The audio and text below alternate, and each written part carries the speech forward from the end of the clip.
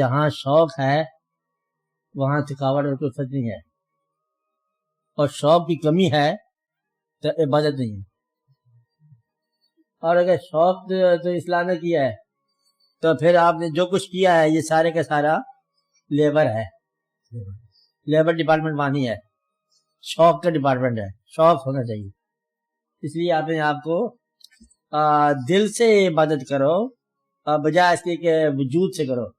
جب آپ وجود سے کرو گے تو اس میں محنت کا تصور ہوگا، عبادت کا تصور ہوگا، ارننگ کا تصور ہوگا، لیبر کا تصور ہوگا۔ اور دل سے کرو گے تو شوق کی داستان ہوگی۔ شوق کی تعریف یہ ہے کہ تھکتا نہیں ہے، اور جو تھک جائے وہ شوق ہوگی۔ اگر وہ ریسٹ کا تمنا یہ کہ شوق نہیں ہے، شوق کا مطلب یہی ہے کہ تھکے گا۔ اس لیے یہ ہمارے ہاں جو عبادت کا تصور ہے، یہ رجوع اللہ کا، یہ لیبر ہے۔ دنیا سے آپ کو اٹھا کے محنت کرو اور مشقت کرو، محنت کرو، سب بیداریاں کرو، اور یہ جو ہے نا الارم لگا کے محنت کرنا، یہ کوئی نہیں۔ اللہ کے باب میں، عبادت کے باب میں شوق جو ہے یہ آسانی پیدا کرتا ہے۔ اور فقراء کا داستان یہی ہے۔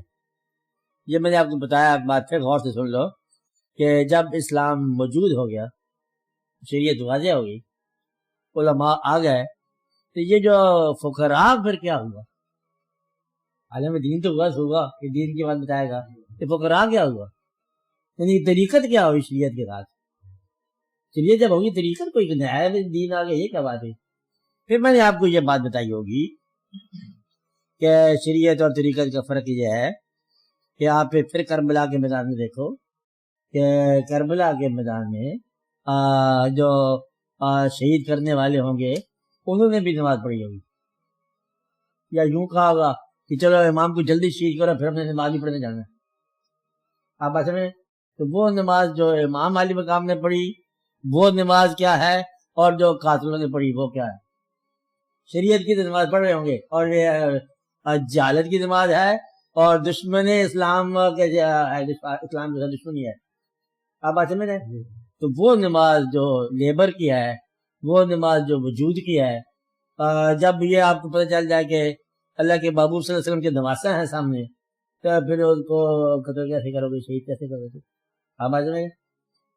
تو یہ اللہ کے حکم کو اللہ کے دین کے خلاف استعمال کرنا، یہ ہے لیبر کی نماز۔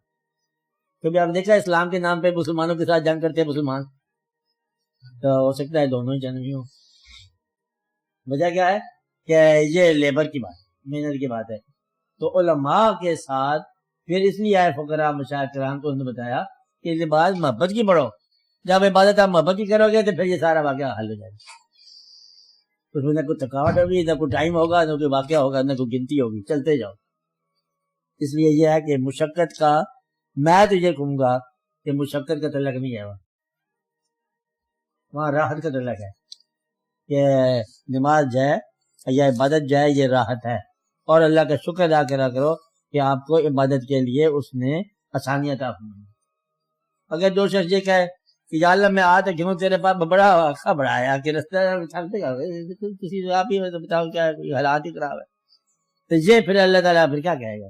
نہ ہی اور بیٹا مقصد ہے کہ وہ جو کائنات جس کے سامنے جھک رہی ہے تم اس کو احسان جتا رہے ہو کہ اٹھو بھائی تھوڑا جاگیے، تھوڑی ہمت کریے، عبادت کریے، ٹھنڈا پانی ہے اس کو گرم کریں، اور پھر اللہ تعالیٰ بھی تھوڑا سا احسان کرے گا، اس کی عبادت تو کرنی ہے نا۔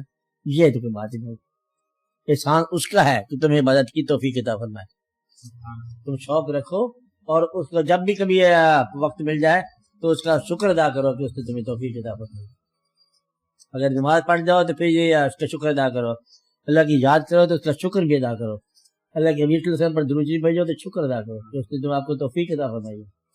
جب وہ توفیق عطا فرمائے تو اس کی خوبی یہی ہے، توفیق کا مطلب ہی یہی ہے کہ تھکاوٹ نہیں ہوتی، راحت ہی راحت ہے، آنکھوں کی ٹھنڈک ہے۔